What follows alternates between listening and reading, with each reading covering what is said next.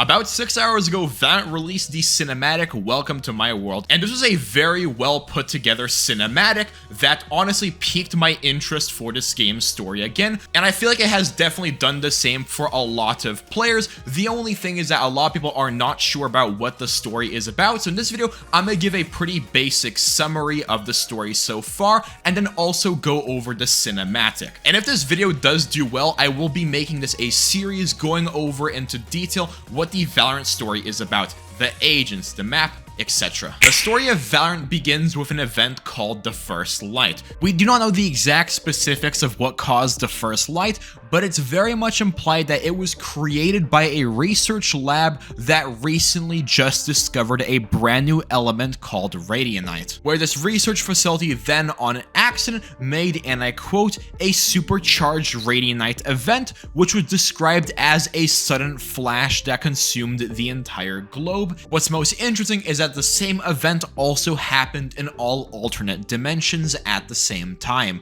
permanently changing the world. Primarily, three things were changed by the First Light: the emergence of a brand new element called Radianite, various people gaining superpowers called Radiance, which include people like Jet, Phoenix, Sage, etc., and many environmental changes, which does include natural disasters becoming basically stronger. Let's first explain Radianite. It is basically an element that was discovered from the First Light that greatly accelerated how quickly new technology could be developed and explains the futuristic setting of Valorant. It's not been made 100% clear what Radianite is. All we do know is that it is an extremely important futuristic substance that can make extremely cool science fiction technology. The best example I can give is Chamber's entire kit. Chamber is not a Radiant, but because of his use of Radianite technology, he's able to not only make himself teleport, but he can also summon various weapons at will that he has created. Speaking of Radiance, this is another change that was made with the First Light, and that is that various individuals across the world have gained some form of power from the First Light. Because various groups of people across the globe have started getting powers, an organization was created to start keeping them in check from the shadows, and this will become known as the Valorant Protocol. Their job at first was very simple, as they acted as a covert shadow police force which acted whenever a rogue Radiant goes off the rocker and starts doing a bunch of trouble. Since many of these dangerous Radiants would have superpowers, let's use other people's superpowers to take care of them, and maybe a few guns. That always works. What this leads to is the Valorant Protocol basically having two different types of agents. We have the ex-military agents like Brimstone, Tejo, or Cypher, who might not have any powers, but they have an extensive combat history and various Radianite technology to take on these Radiants. And then we have the Radiants, who might be more amateur soldiers who don't have much training, but they make up for that fact of the fact that they have various abilities to help them out. That's how we end up with agents like Brimstone, who's extremely by the books and professional, and someone like Jet, who is literally cracking jokes after blowing someone's head off with a sniper. Now, the job of the Valorant Protocol is to be a covert police force, but its job is soon gonna change really quickly after a few events happen. Remember how I said the First Light created many environmental changes? Well, for the most part, most of these environmental changes weren't anything too crazy, mainly just various rifts popping up, which might cause some weird things to happen, like maybe animals gaining special powers. On this Earth. On another Earth in an alternate dimension labeled Omega Earth, the natural disasters were far more extreme, causing millions if not billions of people to die over time. The best example of how extreme things are on that Earth is the map Pearl, which takes place in Omega Earth. If you look up, you'd notice the entire city is completely underwater in a dome. The only reason why these people survived is because a lot of technology was created to sustain life using Radianite. There's just one problem. There's only a limited amount of Radianite. So what do you do when you're slowly running out of a resource? You ask for help. So one of the technologies they actually developed was the ability to travel between various alternate dimensions. And this led to one of the most important plot events, the Everland Research Facility disaster. This event reveals why, in my opinion, I think Chamber is the most evil person in this game. To give a basic explanation of what the Everland Everland Research Facility was, it was a collaboration between both Alpha Earth and Omega Earth to create the Radion Collider. While it wasn't clear what the Radion Collider was going to do, the best guess was that it was going to make the use of Radianite infinitely more efficient. All was going well until Chamber and his other Earth counterpart got together to execute a plan.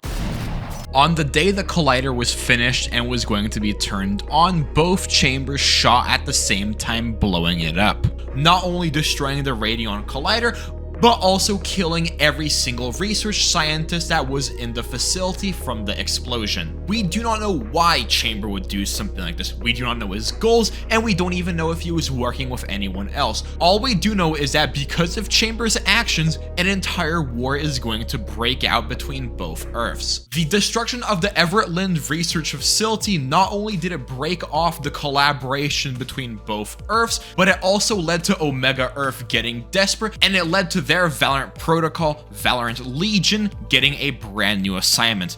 Go to Alpha Earth and steal Radianite using a brand new device known as the Spike. Now, I'm not going to explain every single conflict that we've had so far on every single map, as that's going to be a topic for a different video. The only thing you do gotta understand is that the gameplay of Valorant boils down to this. One Earth is going to another Earth with a spike to steal Radianite. And the non-stop fighting between both Earths is what led to the most current cinematic, that being Welcome to My World. The cinematic begins with an Omega Earth operation on Alpha Earth, where in it Chamber gets fucking domed. Viper rushes to try to go save him, but Brimstone holds her back, not wanting Viper to get herself killed. This entire cinematic is showing that Brimstone is struggling to keep his team together in this extremely tough job they were given, that being going to an alternate universe to steal Radianite. This then cuts to a scene in a Legion facility showing that Chamber is in critical condition, and so is Sage,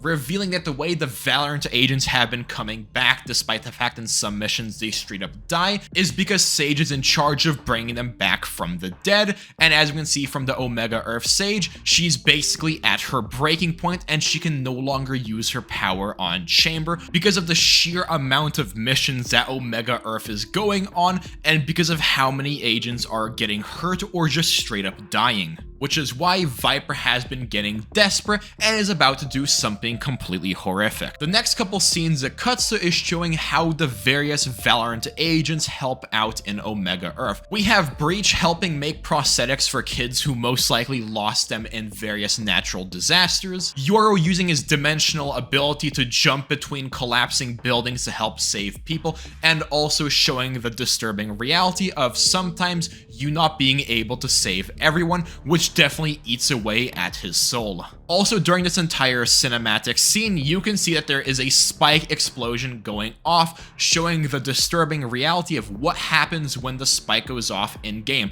It doesn't just steal the Radianite, but it also completely destabilizes and destroys the area around it. The next scene it cuts to is very interesting because it visualizes one of Sova's oldest voice line, the one of him describing what happened when he originally met his mirror. Sova, I spared you when we first met. I can't let you go again. It begins with the aftermath of a fight of Sova versus Sova, which led to the Omega Earth Sova losing his eye. This also explains why Sova is about to go along with Viper's plan, because he wants to get revenge on his mirror. And then the next scene afterwards explains why Viper was so distraught over Chamber in the beginning.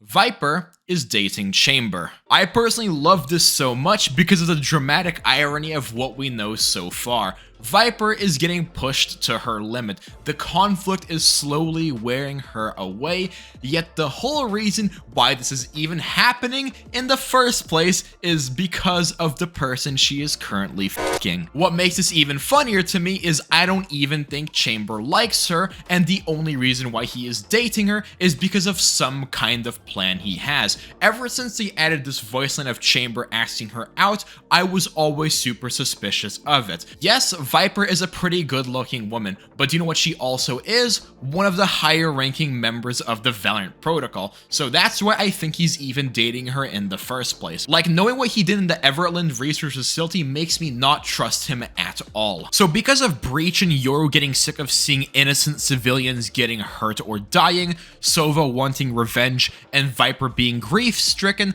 they decided to mutiny on Brimstone and do an unscheduled mission. This is because for the most part, Brimstone is doing everything by the books. Yes, they are attacking various kingdom facilities to steal Radiant, or they're defending their own facilities, but the only reason why they're doing this is because they have to. Viper, on the other hand, is planning a mutiny because she wants to attack the Alpha Earth Valorant agents directly, which leads to probably one of the most brutal fights I've ever seen in a Valorant cinematic. It begins with the Alpha Earth agents eating peacefully until Omega Sova snipes Alpha Sova, followed by Breach concussing all the Alpha agents, and then Viper going in and gassing everyone out. What happens next is all the Alpha agents are caught off guard, and they slowly get picked off by Viper, Yoru, and Sova. Also, if you were paying attention, you would notice Reyna is using the brand new pistol they're about to add to the game. Unfortunately, she never gets to use it because Jonas got lineups. This then shows Omega Sova getting back at Alpha Sova by yanking out his arrow alongside with his eye. This eventually leads to the final encounter between Viper and Brimstone, where Brimstone breaks Viper's mask, and from the scene you could truly tell the sheer rage Viper has for Brimstone and how she basically blames what happened to Chamber on him, despite the fact the real person she should blame is the guy behind him. Eventually this leads to Viper hitting him with the London special before finishing him off with the German one. For legal reasons, that's it. Needless to say, this entire cinematic was extremely brutal, and for me, I love it because of the dramatic irony. Seeing Viper go out of her way to plan such a brutal attack to avenge Chamber, despite the fact the only reason why they are even in this war is because of the person she's trying to avenge. Needless to say, I'm extremely excited to see where the Valorant lore is gonna go from here, and if you want to see more lore videos like these, hit the like button below and comment, and if you're someone who's extremely interested in the Valorant story, definitely join my Discord server down below if you have any information and want to help me out on a video. Anyways, peace.